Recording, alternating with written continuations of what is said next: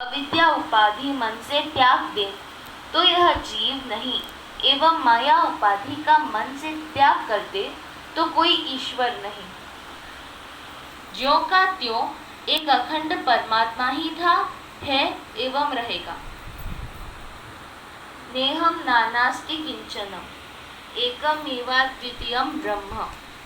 व्यावहारिक दृष्टि से भेद स्वीकार किया जाता है। आगे बोलो। घट नष्ट होने पर घट से आवृत आकाश स्वयं तत्काल महाकाश रह जाता है। अब इसे ऐसे समझे, ये घट का आकाश, घट टूट गया तो उस आकाश में जाकर मिलने वाला उससे अलग हुआ ही नहीं। तुमने अपने मन से दीवार आसपास बना दी गारा मिट्टी से, पर उससे तुमने अलग किया तो ये टूट जाएगा। तो इसमें जो अभी आकाश है उसका नाम है घटाकाश, पर अगर ये टूट जाएगा तो इसका आकाश ही महाकाश जाके मिलेगा नहीं, वो महाकाश रूप में रह जाएगा। पहले भी महाकाश रूप में ही है, लेकिन घट के कारण से हमको घटाकाश लगता है। लेकिन घट टूट गया तो अंदर वाला आकाश वो घटाकाश नहीं, वो महाकाश ही रह जाएगा। तो ऐसे ही अगर इसमें से अविद्या निकल जाए, अज्ञान निकल जाए, तो ये जीव ब्रह्म में जाके मिलेगा नहीं, क्योंकि अलग हुआ ही नहीं। इसका आकाश उस आकाश से अलग नहीं हुआ, आकाश ही है महाकाश। ऐसे ही वो जो ब्रह्म है उससे जीव अलग हुआ नहीं। लेकिन अगर ये देह नष्ट हो जाए तो वो महा प्रभु ही बचेगा, ब्रह्म ही जो का त्यों बचेगा। वो पहले भी ब्रह्म है, जीव के रहते रहते भी ब्रह्म है, देह के रहते रहते भी ब्रह्म है, और देह नष्ट हो जाए तब भी वो जो का त्यों ब्रह्म ही है। उसको यहाँ से जाकर वहाँ मिलना नहीं पड़ेगा, क्योंकि मिलना तब होता है परिच्छिन्न वस्तु में। आप वहाँ बैठे हैं, मैं आपसे मिलने के लिए जाऊँगा, आप मिलने के लिए मेरे पास आएंगे, आप में हमारे बीच में अंतर है, गैप है, तो आना जाना संभव है। इन आकाश में भी, घट आकाश मठाकाश में भी आना जाना संभव, क्योंकि अखंड व्यापक सत्ता में आना जाना, परछिन्न परछिन्न में आना जाना, हम तुम में आना जाना होगा। लेकिन पृथ्वी किधर चलकर जाएगी, आकाश किधर चलकर जाएगा, परमात्मा किधर चलकर जाएगा जो अखंड है। तो अब अगर मैं इस चीज को देखो, इस चीज को यहाँ से इधर ले जा रहा हूँ, तो पहली बात तो यहाँ जगह खाली हो जाएगी, और यहाँ पहले से खाली जगह चाहिए, तब ये वहाँ रखा जाएगा। परछिन्न वस्तु को ही इधर से उधर किया जा सकता है। परमात्मा तो अखंड है, तो उसमें आना जाना लोक लोकांतर में नहीं। आकाश तो अखंड है कि हिंदुस्तान, पाकिस्तान, चीन, जापान का, कि भाई अब ये बंटवारा हो गया, पाकिस्तान का उतना हिस्सा, कश्मीर का उतना हिस्सा, सीमाएं बना दी। पर आकाश में कोई छोटा बड़ा कर पाएगा कि भारत का आकाश बड़ा हो गया, पाकिस्तान का आकाश में कोई भी विभाजन नहीं है। तुम्हारे मन की कल्पनाएं कागज पे रेखाएं खींच लो, इतना इतना आकाश मेरा है, उतना आकाश तुम्हारा है, लेकिन आकाश अपनी महिमा में जो का त्यों है। तो चैतन्य वस्तु में कुछ अंतर नहीं पड़ा। देह है तब भी वो ब्रह्म चैतन्य है, देह नष्ट हो जाए तब भी ब्रह्म चैतन्य रहेगा। घड़ा है तब भी वो महाकाश में ही जुड़ा है, और घड़ा टूट जाए तब भी महाकाश में ही। मिलना तो तब संभव होता है जब जगह खाली होती, पर यहाँ तो जगह खाली नहीं है, सर्वत्र एक आकाश है, अखंड आकाश। तो यहाँ से वहाँ आकाश कैसे करोगे?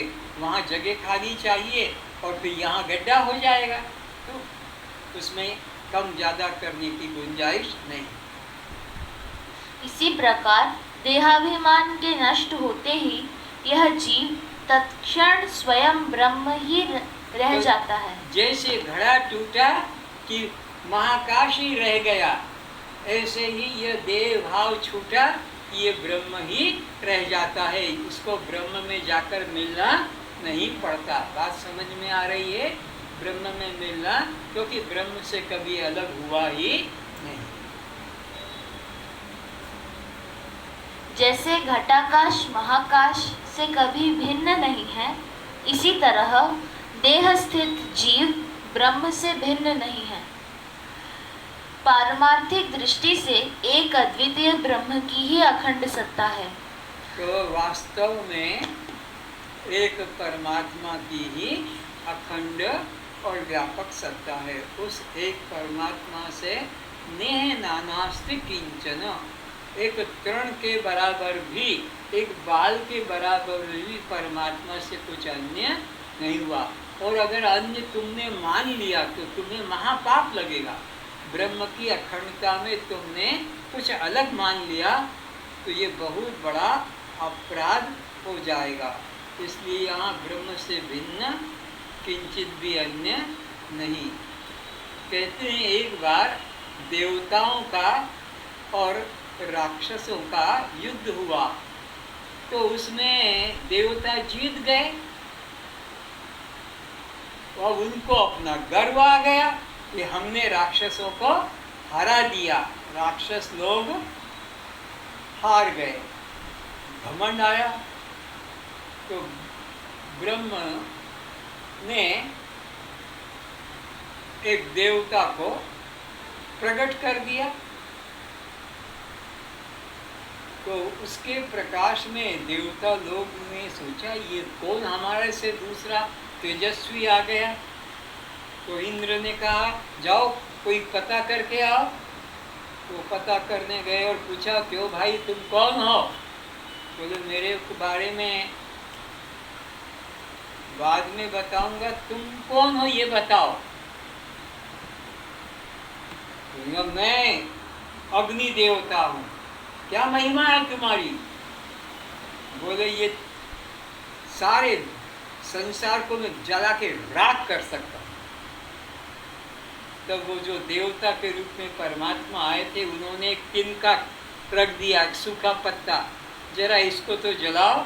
तो वो अग्नि देवता जो इंद्र की सभा में थे, घमंड, मेरा अपमान, ये सूखा पत्ते की जलाने की मैं दुनिया को जला सकता हूँ। ठीक है, पहले जला, पूरी ताकत लगा दी, वो पत्ता नहीं जला। और वो सर झुका के और इंद्र की सभा में बैठ गया कि भाई मैं तो नहीं जान पाया ये कौन है। तो वायु ने कहा अरे मैं जाता हूँ, मैं पता लगाता हूँ। वायु गया वहाँ और पूछा आप कौन हैं? बोले मुझे नहीं जानते हो, मैं दुनिया को उड़ा सकता हूँ। अच्छा जरा इस पत्ते को तो देखो जरा, ये दिल उड़ा के उसको पूरी ताकत लगाया, इतनी ताकत लगाया पीछे से भी पू पू आवाज निकल गई। तो उसने सर झुका के फिर वो भी सभा में जाके बैठ गया कि भाई ये तो समझ में नहीं आता है कौन, महाबलिष्ठ है। देवताओं का अहंकार चूर करने के लिए भगवान ने ये लीला की। फिर इंद्र गया तो वो खुद गायब हो गए। इंद्र का घमंड दुष्ट करने के वो प्रकट नहीं हुए। तो यह बताने के लिए कि ये जो देवताओं का अहंकार, लेकिन परमात्मा की शक्ति ही सब में काम कर रही है। अन्य किंचित नेह नानास्ते किंचन, एक तृण भी उससे अलग किसी के पास में नहीं। जीव ईश्वर इन दोनों की अविद्या एवं माया उपाधि को ब्रह्म ही प्रकाशित कर रहा है। ब्रह्म की शक्ति पाकर यह अविद्या माया चैतन्यता को प्राप्त होते हैं।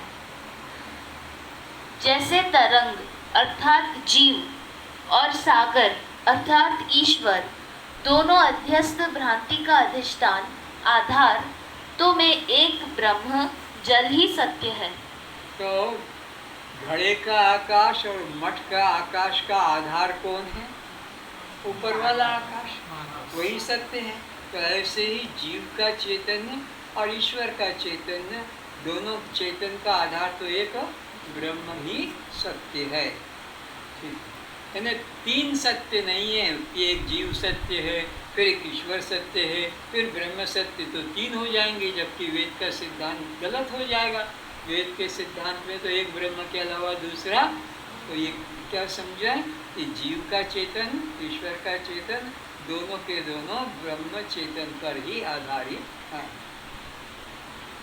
जैसे जल बिना न तरंग भासित हो सकेगी और न सागर ही भासमान हो सकेगा, इसी प्रकार परमात्मा अर्थात मैं चैतन्य आत्मा के बिना न जीव है न ईश्वर ही है।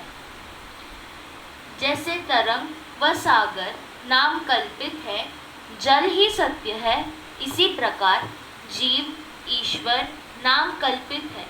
केवल एक ब्रह्म परमात्मा आत्मा चैतन्य दृष्टा साक्षी मैं ही सत्य है।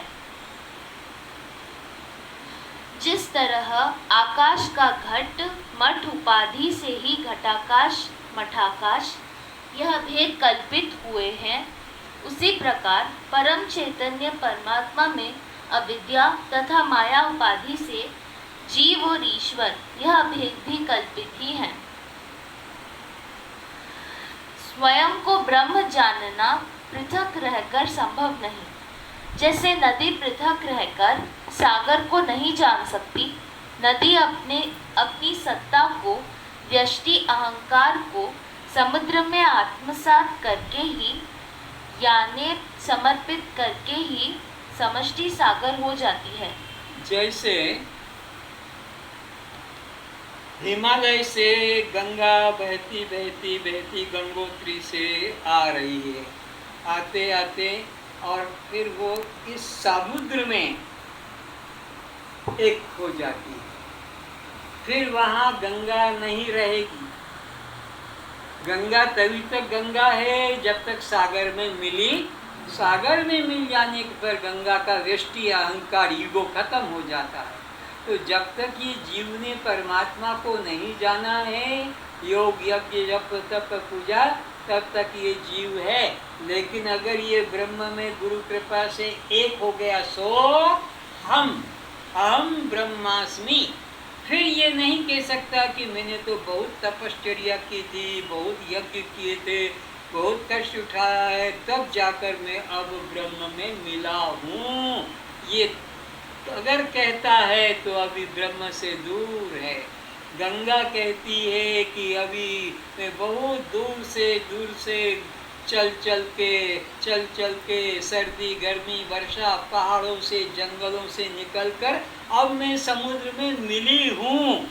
अगर ये कहती है गंगा, तो अभी वो समुद्र में मिली नहीं है, बहुत दूर है। क्योंकि जब मिल जाएगी तो फिर गंगा अलग से अपने क्षेत्र को कि इतना गंगा इतना यमुना इतना महानदी समुद्र में जाकर कोई लाइन खींचकर नहीं बता सकेगा। अगर बता रहा है तो अभी वो दूर है। नमक का डला समुद्र की गहराई में जा रहा है, समुद्र की गहराई मापने। अब वो नमक का ढेला वो बाहर आकर बता नहीं पाएगा, क्योंकि वो खुद ही गल जाएगा। तो इसी तरह गंगा अंदर जब गई तो खुद गल गई, उसी में मिल गई। अब अहंकार क्या? तो जीव भी एक से मैंने ब्रह्म को पा लिया है, मैंने बहुत यज्ञ किए, मेरे को सद्गुरु मिल गया और मैंने ब्रह्म को पा लिया। तुम में से कोई ये मूर्खता की बात करे तो सोचना कि अभी हम बहुत बहुत दूर ब्रह्म से हैं, सपना भी नहीं है। क्योंकि जब एक हो गए तो अहंकार करने वाला जीव अलग कहाँ रहा। अब तो एक हो गया, नदी समुद्र में मिल गई। या तुम्हारा घर का ही पानी का ग्लास लेकर तुम समुद्र में डाल दो और वो पानी कहे कि मैं बहुत दूर से भुवनेश्वर से आया हूँ पुरी और अब मैं समुद्र में मिल गया, अगर वो वहाँ जाकर और पानी में बोल रहा है तो सोचो ये पागल है, यह भी बहुत दूर समुद्र से है। क्योंकि समुद्र में मिल जाने के बाद में फिर बताने वाला अलग, तो ब्रह्म में भी मिल जाने वाला अहम ब्रह्मास्मि, अयम आत्मा ब्रह्म सोहम शिवोहम, ऐसा तुमने जो नारा लगाना शुरू कर दिया, उच्चारण करना शुरू कर दिया, यह तो अज्ञानता में ही आएगा। किसको सुना रहे हो तुम शिवोहम, किसको बता रहे हो अहम ब्रह्मास्मि, किसको कह रहे हो सोहम, कौन दूसरा है? अगर दूसरा है तो तुमने ब्रह्म को जाना नहीं, क्योंकि यहाँ तो एक ब्रह्म के अलावा दूसरा किंचित भी नहीं है। तो जिन्होंने सचमुच में ब्रह्म को जाना है वो मौन हो गए, फिर उनकी वाणी चुप हो गई है, क्योंकि किसको सुनाएं, किसको बताएं? कोई दूसरा हो जो पूर्ण ज्ञानी है, आत्मज्ञानी है, वो फिर किसको सुनाएगा प्रवचन? और कौन उसका प्रवचन सुनेगा? दो होंगे तब तो ना, एक बोलेगा और एक सुनेगा। पर जिसने एक ब्रह्म के अलावा दूसरा जाना ही नहीं है, अब उसके द्वारा यह प्रवचन करना कि ग्रंथ लिखना कि समझाना, ये बच्चों वाली बात हो जाएगी। तो परमात्मा अद्वितीय सत्ता है, जैसा जब बोध हो गया तो फिर वहाँ मैंने ब्रह्म को जाना है, अगर कोई ऐसा कहता है तो सोचो उसने अभी जाना ही, क्योंकि जानने में दो हो गए ना। मैंने इसको जाना कि ये माइक है तो मैं हो गया जानने वाला, और ये मेरे जानने में आने वाली वस्तु, ये टेबल लैंप को मैंने जाना, तो दो हुए ना, तभी तो जाना। ये चप्पल, ये जूता, ये कुत्ता, ये शरीर, जब तक दो नहीं होंगे जाना नहीं जा सकेगा, देखा नहीं जा सकेगा, अनुभव नहीं किया जा सकेगा, सुना नहीं जा सकेगा। सुनने के लिए, जानने के लिए, अनुभव के लिए, देखने के लिए दूसरे की जरूरत है। यहाँ तो एक ब्रह्म के अलावा दूसरा, तो मैंने ब्रह्म को जाना है गुरु कृपा से, अब मेरी मुक्ति हो गई है गुरु कृपा से, ये कहना भी भ्रम है। हम नित्य मुक्त हैं, सदा ब्रह्म हैं। अज्ञानता के अंदर यह कहा जाता है, पर जब ज्ञान हो जाएगा तब मैंने जाना यह अहंकार भी नहीं रहेगा। आज बस इतना ही। सर्वे भवन्तु सुखिनः, सर्वे सन्तु निरामयाः, सर्वे भद्राणि पश्यन्तु, मा कश्चित् दुःखभाग् भवेत्। सब सुखी रहें, सब निरोग रहें, सभी रूपों में हम अपने को पहचाने, सभी रूपों में एक परमात्मा को ही जाने, यहाँ एक परमात्मा के अतिरिक्त अन्यत्र किंचित भी नहीं है। इसलिए सभी रूपों में एक अपने को ही देखें, एक आत्मा को ही देखें, एक परमात्मा को ही देखें, एक चैतन्य को ही देखें। चैतन्य के अतिरिक्त, परमात्मा के अतिरिक्त, आत्मा के अतिरिक्त, शुद्ध मय के अतिरिक्त किंचित भी नहीं है। इसलिए मन वचन कर्म से सबको प्रसन्न देखें, सबको स्वस्थ देखें। अगर हमारे द्वारा किसी को कष्ट मिला है, दुख मिला है, तो हम उससे क्षमा चाहते हैं, वह हमें क्षमा कर दे। यहाँ एक परमात्मा के अतिरिक्त अन्यत्र कुछ भी नहीं है। यदि भूल से हमने परमात्मा के अतिरिक्त अन्य कुछ मान लिया है, तो इस अपराध के लिए हम परमात्मा से ही क्षमा मांगते हैं, वो हमें क्षमा कर दे। अब हमारे मन में कोई द्वेष भाव नहीं है, अब हमारे मन में किसी के प्रति दूसरा भाव नहीं है, किसी के प्रति शत्रुता नहीं है। सभी हमारे मित्र हैं, सब हमारा कल्याण करें। हम भी सबके कल्याण की कामना करते हैं।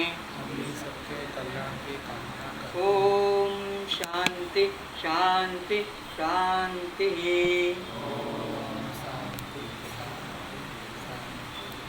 आज इतना ही। आप लोगों ने बहुत ध्यान से श्रद्धा से प्रवचन सुना, उसके लिए मैं बहुत आपका आभारी हूँ।